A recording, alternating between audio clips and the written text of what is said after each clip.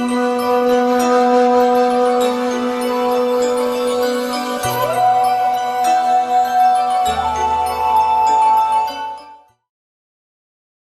दोस्तों, कहानी हम सब की में मैं मनीष भयानी आप सबका प्यार भरा स्वागत करता हूं। कैसे हैं आप लोग? आई एम श्योर अच्छे ही होंगे, अच्छे ही रहना। पिछली बार जब आपसे मिले थे तो महाभारत के एक किरदार के बारे में हमने आपसे बात की थी, भीष्म पितामह। उसी सीरीज को आगे बढ़ाते हुए आज महाभारत से ही हम एक और किरदार के बारे में बात करने वाले हैं।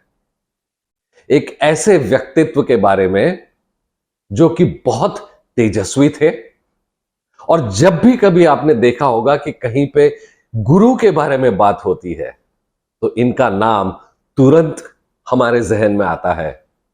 जी बिल्कुल सही पहचाना आप लोगों ने, गुरु द्रोणाचार्य।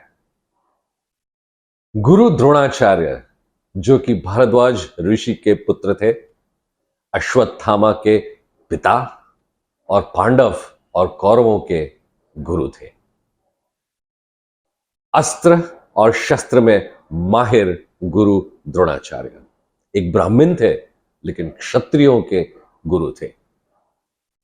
उनके पिता ऋषि भारद्वाज ने अग्नेयस्त्र की शिक्षा ऋषि अग्निवेश को दी थी, और ऋषि अग्निवेश ने वही शिक्षा गुरु द्रोण को बाद में सिखाई। और इस तरह से दिन प्रतिदिन द्रोणाचार्य काफी शिक्षा लेकर के और भी तेजस्वी होते जा रहे थे।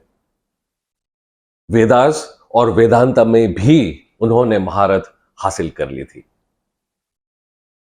एक बार जब उन्हें पता चला कि परशुराम महेंद्र पर्वत पर तपस्या कर रहे हैं और वह अपनी शिक्षा, अपनी विद्या ब्राह्मणों को देना चाहते हैं, तो वो अपने शिष्यों के साथ महेंद्र पर्वत पर पहुंच गए और उन्होंने परशुराम से धनुर्विद्या और जिसे हम कहते हैं दिव्य शास्त्र और दिव्य अस्त्र, इनकी शिक्षा उनसे ली।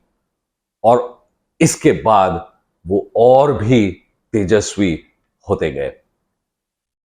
यह शिक्षा लेने के बाद उन्होंने एक निर्णय लिया था, क्योंकि वो एक ब्राह्मण थे, तो उन्होंने यह निर्णय लिया था कि अब जो शिक्षा उन्होंने ऋषि अग्निवेश से ली थी, परशुराम से ली थी, उसे लेकर समाज में जाएंगे, लोगों तक इस शिक्षा को पहुंचाएंगे और समाज के लिए काफी सारे काम करेंगे। लेकिन आज की ये जो कहानी हम आपके साथ शेयर कर रहे हैं गुरु द्रोणाचार्य की, ये एक विचित्र कहानी है, जिसमें हम देखेंगे कि जीवन की कुछ ऐसी परिस्थितियां हमारे सामने आ जाती है कि जिसमें इंसान चाहकर भी वो सब कुछ नहीं करता और कुछ और करने पर मजबूर हो जाता है। परिस्थिति के वश होकर शायद अपने निर्णय बदल लेता है। ऐसी ही कुछ बात गुरु द्रोणाचार्य के साथ भी हुई। एक बार जब अश्वत्थामा छोटे थे तो उन्होंने देखा कि उसके सारे सहपाठी दूध पी रहे थे, और उन्हें देखते ही उनके मन में भी यह इच्छा जागी कि उन्हें भी दूध पीना है। अब उनके पास दूध था नहीं। जैसे ही घर आए, माता कृपि से कहा, माता मुझे दूध पीना है। और उस वक्त गुरु द्रोणाचार्य की आर्थिक परिस्थिति इतनी अच्छी नहीं थी कि उनके घर में दूध हो। माता कृपि ने अश्वत्थामा को बहुत समझाने की कोशिश की कि बेटा, मैं कल आपको दूध ला करके दूंगी, आप कल दूध पी लेना। लेकिन आप सब तो जानते ही है कि बच्चे एक बार कोई जिद पकड़ लेते हैं तो फिर उसे छोड़ते नहीं है, और अश्वत्थामा ने भी कुछ ऐसा ही किया। अब माता कृपि के पास और कोई रास्ता नहीं था। उन्होंने घर में आटा था और उस आटे में पानी मिला करके उसे दूध बनाकर अश्वत्थामा को पिला दिया, और अश्वत्थामा भी उसे पीकर बहुत खुश हुए और तुरंत अपने पिता द्रोणाचार्य के पास जाकर के उसने कहा, पिताजी आज मैंने दूध पिया। इतनी खुशी से उसने कहा। और द्रोणाचार्य ने देखा कि बच्चे ने पानी मिला हुआ आटा पिया है दूध समझकर और इतना खुश हो रहा है। उनको बहुत दुख हुआ यह देखकर कि आज मेरी आर्थिक परिस्थिति इतनी नहीं है कि मैं अपने पुत्र को दूध भी पिला सकूं। और इस विचार से द्रोणाचार्य बहुत खिन्न हुए और सोचने लगे कि मैं ऐसा क्या करूं जिससे मेरी आर्थिक परिस्थिति अच्छी हो जाए और मैं अपने पुत्र को वो सारी चीजें दे सकूं जो उसे चाहिए। इस दुखी मनस्थिति में उन्होंने बहुत सोचा कि क्या मैं किसी के पास जाकर कुछ मांग सकता हूं, लेकिन तेजस्वी ब्राह्मण थे गुरु द्रोणाचार्य, किसी के पास जाकर हाथ फैलाना उन्हें मंजूर नहीं था। तो इस तरह से सोचते हुए अचानक उन्हें एक बात याद आ गई अपने बचपन की, कि जब वो छोटे थे तो द्रुपद के साथ पढ़ाई करते थे, जो द्रुपद बाद में जाकर राजा द्रुपद बने। और द्रोणाचार्य तो बहुत तेजस्वी थे, तो द्रुपद को बहुत सारी बातें वो सिखाया करते थे। और जब वो बहुत सारी बातें सिखाते थे तो एक बार द्रुपद ने भी द्रोणाचार्य से यह कहा कि बड़ा होकर मैं राजा बनूंगा, और जब मैं राजा बनूंगा तो मैं अपना आधा राज्य तुम्हें दे दूंगा। हमारी मैत्री इतनी अच्छी है इसलिए। और ये बात द्रोणाचार्य को अचानक याद आ गई और उन्होंने सोचा कि मैं द्रुपद के पास चलता हूं और वहीं से अपना वो आधा राज्य लेता हूं ताकि मैं अपने पुत्र को सारी चीजें दे सकूं। गए, राजा द्रुपद के पास उनके महल में पहुंचे और राजा द्रुपद के सामने आए और राजा द्रुपद को उन्होंने वो सारी बातें याद दिलाई जो बचपन में हुई थी। लेकिन देखिए होता क्या है, राजा द्रुपद ने द्रोणाचार्य को अपना मित्र मानने से साफ इनकार कर दिया और उन्होंने कहा कि तुम एक ब्राह्मण हो और मैं एक राजा हूं, और एक राजा और ब्राह्मण की मित्रता कभी हो नहीं सकती। और ऐसी तो कई बातें होंगी जो मैंने कई लोगों को कही होगी, तो क्या मैं अपना राज्य बांटता फिरूं? यह नहीं हो सकता। लेकिन अब आप आए हैं तो सुबह भोजन करके जाइएगा, इतना आपके लिए कर सकता हूं। और इस तरह से द्रोणाचार्य का भरी सभा में अपमान हुआ और इस अपमान को सहन करते हुए द्रोणाचार्य वहां से चले गए। अब यह बात भीष्म पितामह को पता चली और उन्होंने द्रोणाचार्य को संदेश भिजवाया कि वो हस्तिनापुर आए और उनसे मिलें। और जब द्रोणाचार्य को वहां लेकर आया गया तो भीष्म पितामह ने उनके सामने यह प्रस्ताव रखा कि वो कौरव और पांडवों को अस्त्र शस्त्र विद्या सिखाएं। अब देखिए परिस्थिति क्या हो रही है। एक तरफ है जहां पर उनके पुत्र अश्वत्थामा के पास पीने के लिए दूध नहीं है, उनके पास और कोई दूसरा चारा नहीं था। उन्होंने इस बात को एक्सेप्ट कर लिया और यह स्वीकार कर लिया कि मैं यहां कौरव और पांडवों को अस्त्र शस्त्र विद्या सिखाऊंगा। अब देखिए उस जमाने में जो ब्राह्मण होते थे वो ऐसे होते थे जहां राजा उनके आश्रम में जाया करते थे, उनसे सलाह मशवरा करने, कोई उनके सवाल होते थे उनसे पूछते थे। लेकिन यहां एक तेजस्वी ब्राह्मण एक राज्य के आश्रित हो गए। क्यों? परिस्थिति के वश होकर। और इतना होने के बाद जब सारी चीजें उन्हें मिलने लगी, अश्वत्थामा को अच्छी पढ़ाई मिलने लगी, बहुत सारी चीजें उसे मिलने लगी, अपने लिए भी उनको रथ प्राप्त हुआ, लेकिन जो उनका अपमान हुआ था राजा द्रुपद की सभा में वो भूले नहीं थे। पांडव कौरवों को शिक्षा देने के बाद उन्होंने पांडव कौरव से कहकर राजा द्रुपद के राज्य पर चढ़ाई करवाई, लड़ाई हुई और राजा द्रुपद को पराजित किया और पराजित करके अपना आधा राज्य उन्होंने राजा द्रुपद से ले लिया। और जब यह हुआ तब उन्होंने राजा द्रुपद का फिर अपमान किया और अपने उस अपमान का बदला लिया। तब राजा द्रुपद ने हंसते हुए द्रोणाचार्य से यह बात कही थी कि आपने आज मुझे पराजित करके आप मेरा अपमान जरूर कर रहे हैं, लेकिन जरा सोचिए, असल में पराजय किसकी हुई है? मेरी। मैं तो क्षत्रिय हूं। अरे, और एक क्षत्रिय होने के नाते लड़ाइयां होती रहती है, हार जीत भी होती रहती है, लेकिन आप तो एक ब्राह्मण हैं। एक ब्राह्मण का किसी राज्य में आश्रित होना, यह आपकी सबसे बड़ी पराजय है। और इस बात को द्रोणाचार्य को सोचने पर मजबूर कर दिया कि हां, बात तो सही है, लेकिन परिस्थिति। और आगे चलकर ये जो परिस्थितियों के सामने झुक जाना और बहुत सारी चीजें कर लेना जो कि शायद हम ना करना चाहते हो, क्या परिणाम होता है? जब हम सबको पता है कि जुआ खेला गया था कौरव और पांडवों के बीच में, और फिर पांडवों को वन में जाना पड़ा था, अज्ञातवास सहना पड़ा था, तो अज्ञातवास पूरा करने के बाद जब पांडव वापस आ रहे थे, तब सारे कौरव, शकुनी, कर्ण, द्रोणाचार्य, कृपाचार्य, ये सारे बैठे हुए थे।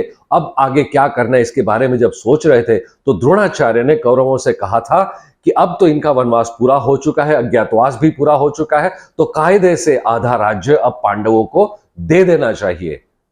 लेकिन उस वक्त कर्ण ने द्रोणाचार्य से कहा था कि आप इस राज्य के आश्रित हैं, आप इस राज्य के सेवक हैं, और सेवक होने के नाते आपको अपनी राय देने का कोई अधिकार नहीं है।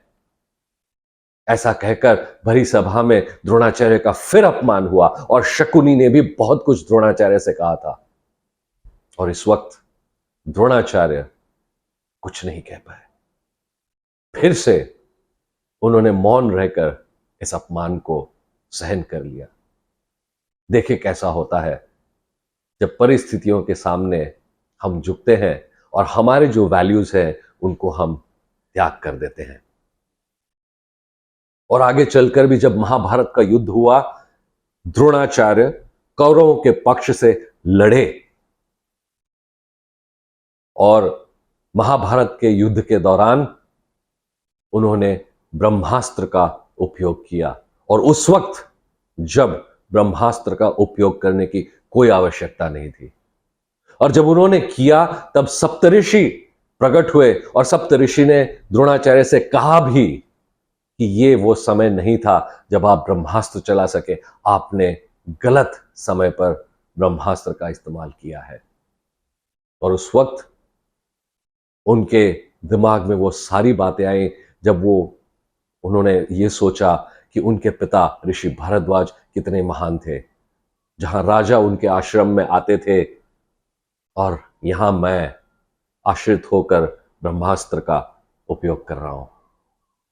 और कुछ वक्त बाद जब उन्हें यह संदेश मिला कि उनके पुत्र अश्वत्थामा की युद्ध में मृत्यु हुई है, उन्होंने अपने हथियार डाल दिए, और उस वक्त धृष्टद्युम्न ने द्रोणाचार्य का वध किया। तो ये थी द्रोणाचार्य की कहानी। क्या सीखे हम द्रोणाचार्य के जीवन से? निश्चिंत ही महान व्यक्तित्व था द्रोणाचार्य का, बहुत ही तेजस्वी थे।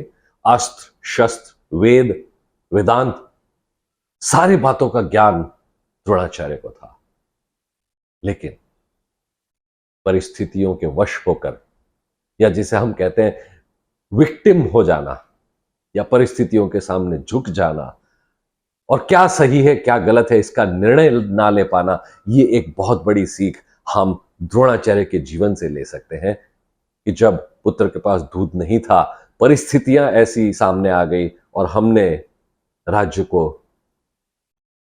के आश्रित होना स्वीकार कर लिया। ये पहली बात। दूसरा, अपने वैल्यूज जो उन्होंने सोचा था कि मैं समाज में जाऊंगा और अपना ज्ञान बांटूंगा ताकि समाज का उद्धार हो सके, वो कहीं धरा का धरा रह गया, और द्रोणाचार्य का एक ही काम रह गया, कौरव और पांडवों को शिक्षा देना। उनका जो ज्ञान था वहीं तक सीमित रह गया। और बदले की भावना, जो अपमान हुआ था राजा द्रुपद के सभा में, उसका बदला लेना, ये सारी बातें कहीं ना कहीं मन में चलती रहती है और बदले की भावना को लेकर कुछ ऐसे काम हम कर जाते हैं जो शायद हमें नहीं करने चाहिए। हमारे अंदर इतना सारा पोटेंशियल होता है, लेकिन इन सब बातों को लेकर वो पोटेंशियल हमारे अंदर ही रह जाता है और उसका फायदा समाज को नहीं मिल पाता। तो मैं आपसे ये पूछना चाहता हूं कि क्या आपके साथ भी आपके जीवन में कभी ऐसा हुआ है कि ऐसी परिस्थितियां आपके सामने आ गई हो कि आपको परिस्थितियों के सामने झुकना पड़ा हो और कोई ऐसे निर्णय लेने पड़े हो जो शायद पीछे चलकर आपको लगा होगा कि मुझे नहीं लेने चाहिए थे? या ऐसा भी हो सकता है कि ऐसी परिस्थिति आने के बावजूद आपने ऐसे निर्णय लिए जिसे आज अगर पीछे मुड़कर देखें तो आपको लगे कि वाह, बहुत सही निर्णय लिया था मैंने। तो क्या आपके साथ ऐसा हुआ है? क्या कभी ऐसा हुआ है कि आपको किसी से कोई उम्मीद हो कि वो आपकी सहायता करे और उस इंसान ने आपकी सहायता ना की हो, तो आगे चलकर क्या कोई बदले की भावना रही मन में कि जब मेरा वक्त आएगा तो मैं भी इसके साथ यही करूंगा? या ऐसा भी हो सकता है कि आपने उस इंसान को माफ कर दिया हो, उन्होंने जो कुछ भी किया ये उनका कर्म था, लेकिन मैं बदले की भावना अपने मन में नहीं रखूंगा? क्या ऐसा कभी आपके साथ हुआ है? क्या कभी ऐसा हुआ है कि आपके अंदर जो पोटेंशियल था वो कहीं ना कहीं आपके अंदर ही सीमित रह गया, परिस्थितियों के वश होकर, और वो पोटेंशियल आपका बाहर नहीं आ पाया? अगर ऐसा आपके जीवन में हुआ है और अगर आप चाहते हैं कि और लोगों को भी आपसे सीख मिल सके, बाकी लोग भी आपसे इंस्पायर हो सके, तो आपकी कहानी हमें जरूर लिख करके भेजिए। हमारी ईमेल आईडी नीचे दी गई है, उस पर आप क्लिक करके हमारी ईमेल आईडी पर जाइए और आपकी कहानी हमारे साथ शेयर कीजिए। हमें बहुत खुशी होगी आपको बुलाकर, आपके साथ बात करके और आपकी कहानी बाकी लोगों तक पहुंचा के, ताकि और लोग भी आपसे सीख ले सकें। तो ये थी कहानी गुरु द्रोणाचार्य की। और फिर से अगर हम देखें तो एक द्रोणाचार्य मेरे अंदर है, एक द्रोणाचार्य आपके अंदर भी है, और इसलिए ये मेरी भी कहानी है, ये आपकी भी कहानी है, और ये बनती है कहानी हम सबकी। तो अगर आपको हमारा आज का ये वीडियो पसंद आया हो तो लाइक जरूर कीजिएगा, शेयर जरूर कीजिएगा, और हां, आपके कमेंट्स डालिए, क्योंकि आपके कमेंट्स जैसे मिलते रहेंगे हम हमारे वीडियोस को, हमारी कहानियों को और अच्छा बना पाएंगे। और हां, सब्सक्राइब करना मत भूलिएगा। तो आप सभी लोगों का इस वीडियो वॉच करने के लिए बहुत बहुत धन्यवाद। अगले हफ्ते फिर से मिलेंगे एक और नए किरदार के साथ। तब तक के लिए please take good care of yourself. नमस्कार।